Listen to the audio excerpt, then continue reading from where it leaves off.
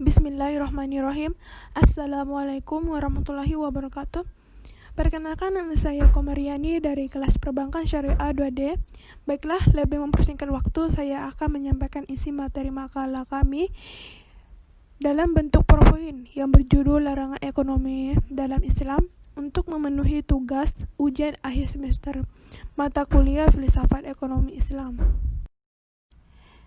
Salah satu ajaran Islam yang mengatur kehidupan manusia adalah aspek ekonomi atau muamalah iktisadiyah.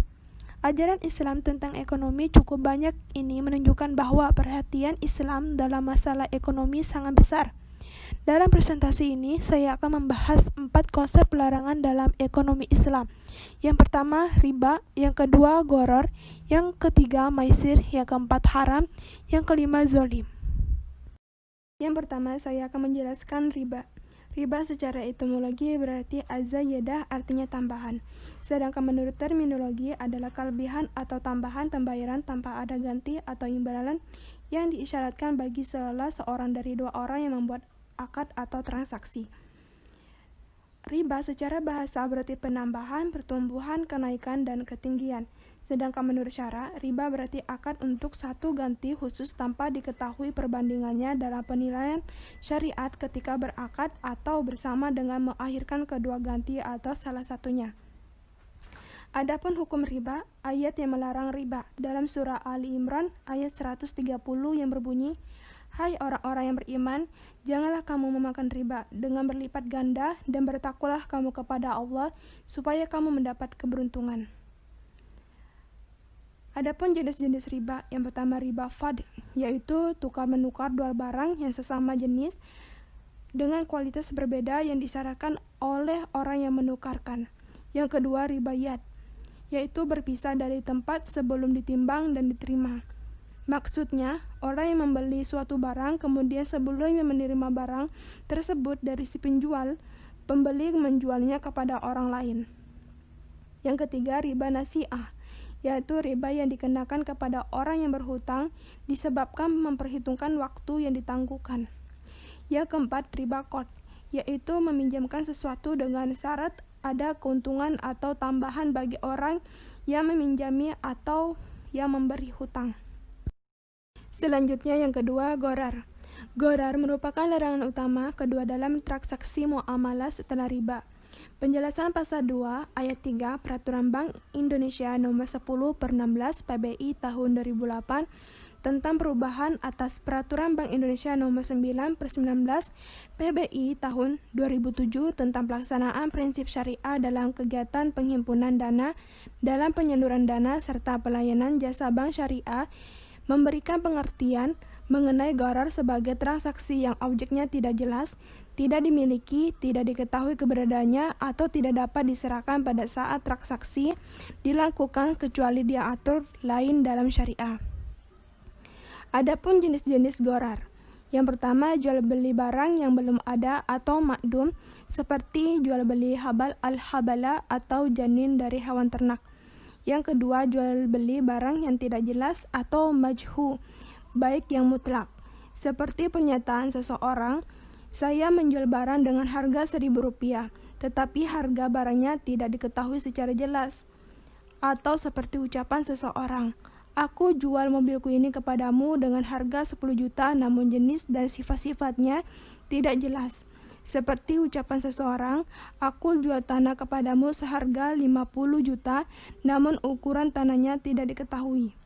Yang ketiga, jual beli barang yang tidak mampu diserah terimakan, seperti jual beli budak yang kabur atau jual beli mobil yang dicuri. Selanjutnya, hukum gharar. Yang pertama, gharar yang diharamkan secara ijma ulama yaitu gharar yang menyolok atau al-gharar al-katsir yang sebenarnya dapat dihindari dan tidak perlu dilakukan. Contoh jual beli mula masa, munabazah, bai al-hasha, bai al-malki, bai al-madamin, dan jenisnya. Yang kedua, gharar yang dibolehkan secara ijma ulama yaitu gharar ringan atau al-gharar al-yasir. Para ulama sepakat jika suatu gharar sedikit maka ia tidak berpengaruh untuk membatalkan akad. Contoh, seseorang membeli rumah dengan tanahnya. Yang ketiga, gharar yang masih diperselisihkan. Apakah diikutkan pada bagian pertama atau yang kedua? Misalnya, ada keinginan menjual sesuatu yang terpendam di tanah seperti wortel, kaca, tanah, bawang, dan yang lainnya. Para ulama sepakat tentang keberadaan gharar dalam jual beli tersebut, namun masih berbeda dalam menghukuminya. Adanya perbedaan ini disebabkan sebagian mereka diantaranya Imam Malik memandang ghararnya ringan atau tidak mungkin dilepas dari dengan adanya kebutuhan menjual sehingga memperbolehkannya, karena nampak adanya pertaruhan dan menimbulkan sikap permusuhan pada orang yang dirugikan. Selanjutnya yang ketiga, maisir. Maisir adalah transaksi yang digantungkan pada suatu keadaan yang tidak pasti dan bersifat untung-untungan. Identik dengan kata maisir adalah qimar. Menurut Muhammad Ayub, baik maisir maupun qimar dimaksudkan sebagai permainan untung-untungan atau game of chance. Dengan kata lain yang dimaksudkan dengan maisir adalah perjudian. Kata maisir dalam bahasa Arab secara harfiah adalah memperoleh sesuatu dengan sangat mudah tanpa kerja keras atau mendapat keuntungan tanpa bekerja. Agar bisa dikategorikan judi harus ada 3 unsur untuk dipenuhi. Yang pertama, adanya taruhan harta atau materi yang berasal dari kedua pihak yang berjudi. Yang kedua, adanya suatu permainan yang digunakan untuk menentukan pemenang dan yang kalah. Yang ketiga, pihak yang menang mengambil harta atau sebagian atau seluruhnya yang menjadi taruhan, sedangkan pihak yang kalah kehilangan hartanya. Adapun hukum maisir, niat tidak menghalalkan secara berjudi untuk membantu orang yang memerlukan. Al-maisir atau perjudian terlarang dalam syariat Islam dengan dasar Al-Quran, As-Sunnah, dan Ijma'.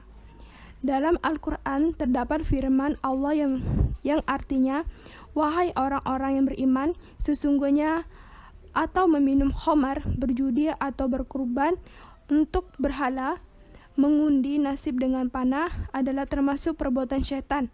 Maka jauhilah perbuatan-perbuatan itu agar kamu beruntung. Quran Surah Al-Maidah ayat 90. Selanjutnya yang keempat, haram. Secara etimologis, haram diambil dari al-huma yang berarti sesuatu yang tidak boleh dilanggar. Haram adalah segala sesuatu yang dilarang oleh syariat untuk dikonsumsi, dan apabila tetap dikonsumsi akan mendapatkan dosa kecuali dalam keadaan terpaksa. Serta banyak sekali mudaratnya daripada hikmahnya. Sebagai contoh, mengkonsumsi darah yang mengalir ini diharamkan karena itu kotor dan dihindari oleh manusia yang sehat. Di samping itu, ada dugaan bahwa darah tersebut dapat menimbulkan bahaya sebagaimana hal bangkainya. Dijelaskan beberapa hal yang diharamkan untuk dikonsumsi baik yang merusak akidah, akhlak, dan jiwa manusia. Adapun bisnis yang diharamkan, yang pertama, ada investasi harta dengan cara membahayakan masyarakat. Yang kedua, riba. Islam dan agama-agama samawi lainnya mengharamkan riba, karena dalam riba terdapat hal yang membahayakan masyarakat dan ekonomi. Yang ketiga, jual beli tidak jelas. Gharar merupakan jenis benda yang ditransaksikan tanpa ada kejelasan ukuran dan sifat ketika transaksi berlangsung. Yang keempat, pencurian. Allah menetapkan hukuman potong tangan karena perbuatan mencuri merupakan bentuk pengkhianatan. Yang kelima, perampasan. Menguasai harta orang lain secara ilegal. Kaum muslimin telah sepakat bahwa perbuatan ini adalah haram. Yang keenam, upah pekerjaan yang haram dilaksanakan seperti mas kawin zina dan tips bagi dukun. Yang ketujuh, suap adalah pemberian sesuatu kepada hakim atau orang lain agar memutuskan sesuai yang diinginkan. Yang kedelapan, menimbun atau spekulan. Menimbun adalah menahan komoditas yang dibutuhkan masyarakat dan sirkulasi pasar dalam satu masa tertentu agar harganya naik. Yang kesembilan, perjudian, yaitu setiap permainan antara dua kelompok yang akan dimunculkan kerugian di satu pihak dan keuntungan di pihak lain, baik berdasar kesempatan atau kemujuran. Yang kesepuluh, penipuan, Islam mengharamkan seluruh macam penipuan baik dalam masalah jual beli maupun dalam seluruh macam muamalah. Selanjutnya yang terakhir, zalim. Zalim adalah perbuatan yang dimurkai oleh Allah Subhanahu wa taala. Islam merupakan agama yang penuh keadilan dan jauh dari kezaliman. Oleh karena itu, Islam memerintahkan umatnya untuk berbuat adil dan melarang keras untuk berbuat zalim. Kalimat zalim bisa juga digunakan untuk melambangkan sifat kejam, bengis, tidak berperi kemanusiaan, suka melihat orang dalam penderitaan dan kesengsaraan, melakukan kemungkaran, penganiayaan, kemusnahan harta benda, ketidakadilan, dan banyak lagi pengertian yang dapat diambil dari sifat zalim tersebut. Yang mana pada dasarnya, sifat ini merupakan sifat yang keji dan hina dan sangat bertentangan dengan akhlak dan fitrah manusia yang seharusnya menggunakan akal untuk melakukan kebaikan. Adapun macam-macam zalim, yang pertama kezaliman terhadap diri sendiri dan keluarga, yang kedua kezaliman terhadap sesama manusia. Baiklah, cukup sekian presentasi dari saya. Terima kasih atas perhatiannya. Semoga bermanfaat untuk kita semua. Kurang lebihnya, saya mohon maaf. Saya akhiri. Wassalamualaikum warahmatullahi wabarakatuh.